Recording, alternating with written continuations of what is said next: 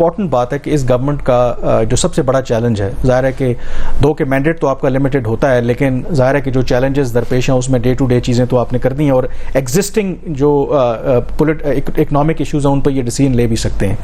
Do you think کہ یہ شو کرتا ہے کہ پی ڈی ایم کی گورنمنٹ نے آئی ایم ایف کے ساتھ اسٹینڈ بائی اگریمنٹ کیا، بٹ یہ جو کیبنٹ ہے اور ابھی تک کے جو بیانات کے پرائم منسٹر کی طرف سے بھی آئے ہیں کہ یہ دونوں جو صاحبان ہیں ڈاکٹر شمشاد اختر بھی اور ڈاکٹر وقار مسعود ایسا کوئی کام نہیں کریں گے جو آئی ایم ایف کی شرائط کے برعکس ہو.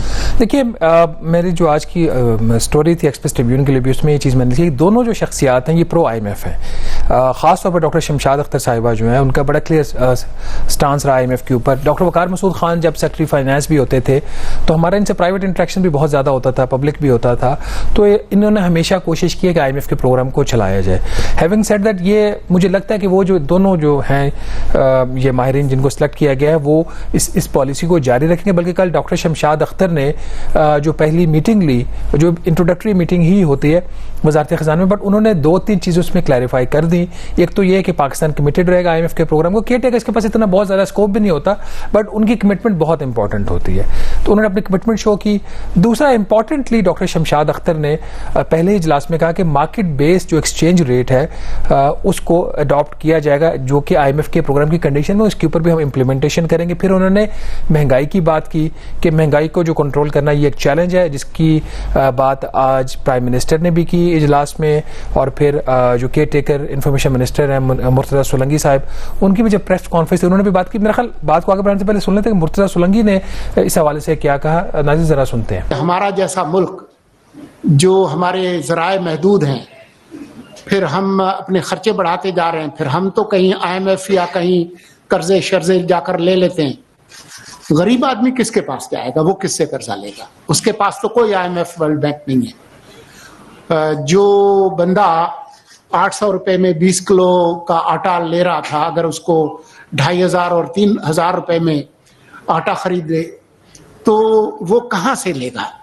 کون سا بینک دے گا اس کو؟ تو مجھے اندازہ ہے اس بات کا. جی وہ بڑا واضح کامران کہہ رہے ہیں کہ لوگوں کی مشکلات ہیں، ہمارے پاس تو آپشن یہ ہوتی ہے کہ ہم جا کے قرضہ لے لیتے ہیں، لوگ کیسے گزارا کریں گے. بٹ لیٹس سی کہ کیئر ٹیکرز کے پاس اسکوپ کتنا ہے. اگر تو 3 مہینے والی بات ہے پھر تو ان کے پاس ٹائم نہیں ہے. تو لوگوں کی ویسے مشکلات کی بات کی آپ نے، مرتضیٰ سولنگی صاحب کا یہ ساؤنڈ بائٹ پلے کیا. عالم یہ ہے کہ میرے ساتھ آج اسلام آباد میں دن دہاڑے ایک واقعہ پیش آیا، وہ یہ بھی ریفلیکٹ کرتا ہے کہ اس وقت جو ملک کے اندر مہنگائی ہے، بے روزگاری ہے، اور جو ڈکیتیاں ہیں، وارداتیں ہیں. کبھی اسلام آباد کو سمجھا جاتا تھا کہ سیفسٹ سٹی ہے پاکستان کے اندر.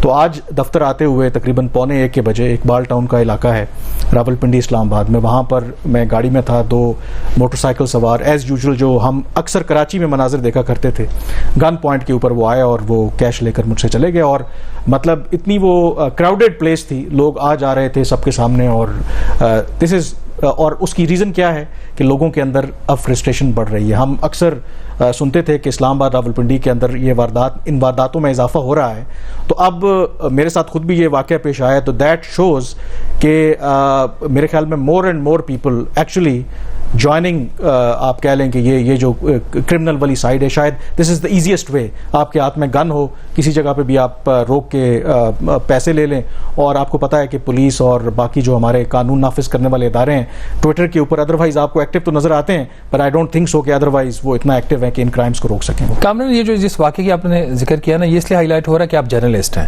کتنے ایسے اب سینکڑوں واقعات ہو رہے ہیں اور اس کی بات نہیں ہو رہی، اور you are not the first journalist جس کے ساتھ ہوا ہے. ریڈ زون کے اندر جو ہمارے وہ 2 سینئر جرنلسٹ ہیں جیو کے، عمر چیمہ، اعزاز سید، ان کے ساتھ واقعات ہوئے. پھر اسناد ملک صاحب جو ہمارے رپورٹر ہیں ان کے ساتھ یہ واقعہ ہوا. ریسنٹلی ہو رہے ہیں سارے یہ واقعات، اور کہاں ہو رہے ہیں؟ اسلام آباد کیپٹل ٹیریٹری میں. تو اگر یہاں پہ یہ حالت ہے تو باقی ملک کے اندر کیا حالات ہوں گے؟ جو لا لیسنس ہے وہ اپنی جگہ پہ، لیکن مہنگائی، غربت، بے روزگاری، یہ وہ تمام فیکٹرز ہیں. مرتضیٰ سولنگی صاحب کہہ رہے تھے نا کہ حکومت تو I M F, World Bank اور باقیوں سے قرضہ لے لے گی، لیکن جس بندے کی دہاڑی 800 روپے ہے یا 1000 روپے ہے وہ کیا کرے گا؟ وہ پھر یہی کرے گا تو یہ سب سے بڑا ایک چیلنج ہے. مجھے نہیں لگتا کہ یہ کیئر ٹیکر سیٹ اپ 3 ماہ کے لیے ہے, اور الیکشن کمیشن آف پاکستان نے جو اسکیجول دے دیا اس کے بعد تو بات لمبی لگ رہی ہے. اور بٹ اس میں ان دونوں جو پرسنالٹیز ہیں, اس میں اگر دیکھا جائے تو مجھے یہ لگ رہا ہے کہ کچھ مشکل فیصلے آگے ہونے والے ہیں. پاور سیکٹر کے اوپر ہم کل کے پروگرام میں ڈیٹیل ڈسکشن کریں گے کہ وہاں پہ کیا صورت ہے اور کون سے جو اہم اور مشکل ترین فیصلے ہو رہے ہیں, اس کے اوپر کل کے پروگرام میں انشاءاللہ ذکر کریں گے. ڈاکٹر شمشاد اختر جو ہے, ان کے کریڈٹ میں 2 چیزیں جاتی ہیں. جب یہ last time care taker finance minister تھی, انہوں نے اس وقت اٹیمپٹ کی تھی کہ پاکستان اور IMF کے ساتھ مذاکرات شروع ہو جائیں, کیونکہ حالات اکانومی کے بہت زیادہ خراب تھے. ہم بات کر رہے ہیں جولائی 2018 کی. تو ان کی اٹیمپٹ کامیاب نہیں ہوئی. اس وقت کے جو کیئر ٹیکر پرائم منسٹر تھے, ان کو اس وقت کے لا منسٹر جو علی ظفر صاحب تھے, انہوں نے ایڈوائز کیا کہ ہمارا یہ مینڈیٹ نہیں ہے.